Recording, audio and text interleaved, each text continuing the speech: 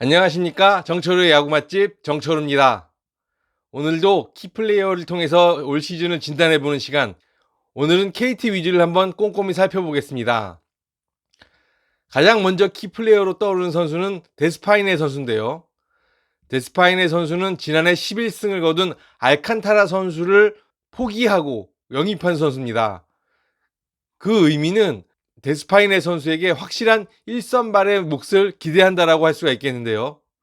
상대 1선발과 맞붙어서도 충분히 승리를 따낼 수 있는 그런 위력적인 공을 뿌려주기를 데스파이네 선수를 통해서 기대를 하고 있다고 할 수가 있겠습니다.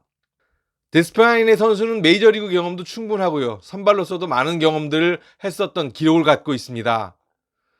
또 다양한 변화구를 던질 수 있기 때문에 여러 가지 선택지가 많은 선수로도 알려져 있는데요. 특히나 다양한 투구폼을 갖고 있어서 타자들에게 혼란을 줄 수 있는 그런 투구폼을 갖고 있는 선수로도 알려져 있습니다. 지난번 연습 경기 첫 경기 등판에서도 다양한 투구폼을 선보이면서 타자들을 현혹시키는 모습을 볼 수가 있었는데요. 문제는 일선발로서 기교파적인 그런 모습들이 그다지 인상적이진 않다라는 점입니다. 상대를 확실하게 압도할 수 있는 그런 구위를 보여주는 것이 아니라 상대를 현혹시켜서 끌려 나오게 하는 그런 방식의 투구를 하는 것이 데스파이네 선수의 특징이라고 할 수가 있겠는데요. 물론 국내 타자들에게 그런 방식이 잘 통할 수도 있겠지만 우리나라 타자들의 끈질김이라든지 선구 안에 오히려 역으로 당할 수도 있다라고 생각이 듭니다. 전통적으로 기본기가 돼 있고 빠르고 힘 있는 공을 던지는 선수들이 일단은 성공률이 더 높다고 볼 수가 있습니다. 물론 데스파이네 선수도 KBO 리그 기준에서는 빠른 공을 던지는 선수이지만 패스트볼의 위력만으로 타자를 압도하는 유형이라고 하기는 어렵다고 할 수가 있겠는데요. 과연 1선발로서 상대 1선발과 맞붙어서 힘 대 힘의 승부에서 이길 수 있는 투구를 보여줄 수 있을지, 데스파이네 선수의 기교파적인 면모가 과연 한국 타자들에게 잘 통할 수 있을지 여러 가지 숙제가 남아있는 선수라고 하겠습니다. 두 번째 키플레이어로는 강백호 선수를 꼽아봤습니다. 강백호 선수는 소문난 천재죠. 정말 타고난 재능이 대단한 선수입니다. 신인 시절 수비에서 약점이 보인다는 지적이 있었습니다만 그런대로 외야수로 적응해내면서 또 다른 성장하는 모습을 보여줬습니다. 이제는 어엿한 외야수로서 자리를 잡았다고 생각되고 있는데요. 그러나 강백호 선수는 올 시즌 또 하나의 도전에 나서게 됩니다. 1루수로 포지션이 변경이 됐는데요. 이강철 감독은 스프링 캠프가 끝난 후에 강백호 선수에게 1루 훈련을 집중적으로 시키기 시작했고 이후에 1루수로서의 가능성을 타진해보면서 이제는 확실하게 올 시즌 주전 1루수로 강백호 선수를 낙점했습니다. 배정대 선수의 중견수 수비를 살리기 위해서 전체적으로 외야 쪽의 수비를 강화하는 선택으로서 강백호 선수를 1루로 전향을 시킨 것인데요. 물론 강백호 선수는 워낙 타고난 재능이 있는 선수이기 때문에 이런 어려움도 쉽게 넘어갈 수 있을지도 모릅니다. 하지만 포지션을 변경한다는 것은 그리 쉬운 일이 아닙니다. 특히 외야에서 내야로 들어올 때는 더욱더 어려움이 크다고 할 수가 있겠는데요. 내야수는 계속해서 경기에 집중을 해야 하고 공 하나하나에 눈을 떼서는 안 됩니다. 특히 좌타자 강타자가 많은 KBO 리그에서는 1루 쪽으로도 강한 타구가 많이 날아가기 때문에 그 긴장도가 더욱더 크다고 할 수가 있겠습니다. 또한 1루수로서 플레이해야 되는 수비 포메이션도 대단히 많은데요. 그런 모든 포메이션을 다 익혀내고 그리고 강습 타구에도 제대로 대응을 할 수 있을지 강백호 선수에게 걱정이 되는 것도 사실입니다.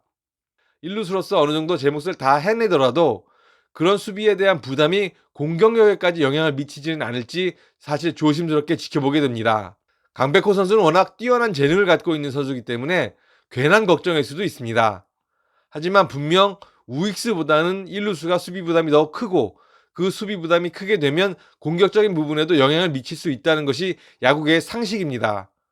과연 강백호 선수가 그 상식을 뛰어넘는 플레이로 KT 위즈 타선에 힘을 다시 불어넣을 수 있을지 대단히 중요한 포인트라고 하겠습니다. 마지막 키플레이어는 마무리 이대은 선수입니다. 이대은 선수는 지난해 선발에서 마무리로 전향해서 17세이브를 거두면서 KT의 뒷문을 든든하게 잠가줬습니다. 올해도 역시 마무리는 이대은 선수라고 할 수가 있겠는데요. 하지만 저는 마무리 이대은 선수가 조금은 불안 요소를 갖고 있다라고 생각을 합니다. 다소 위기를 많이 자초하는 그런 경기들이 많이 있기 때문인데요. 결과적으로 세이브를 기록을 하더라도 아슬아슬한 순간이 많았다라는 점에서 이대훈 선수에게 완벽한 마무리라는 평가는 다소 유보를 해야 된다고 저는 생각하고 있습니다. 이대훈 선수는 지난해 득점권에서 108타석을 상대를 했고요. 유주자시가 184타석이었습니다. 득점권에서 볼넷을 18개나 내줬고 유주자시에도 볼넷이 26개나 됐습니다. 주자를 많이 쌓아놓으면서 위기를 자초하는 경기가 많았다라는 뜻인데요. 지난해 구원왕을 차지한 SK 하재훈 선수와 비교를 해보면 하재훈 선수는 득점권 타석이 86타석에 불과합니다. 그 중에 13개의 볼넷만을 내줬고요. 유주자시 타석도 120타석에 불과하고 여기서 16개의 볼넷만 내주면서 실점을 최소화할 수 있었습니다. 이대은 선수의 지난해 평균 자책점은 1.98이었습니다. 하지만 수비 무관 평균 자책점은 2.73으로 다소 많이 올라가는 모습을 볼 수가 있었는데요.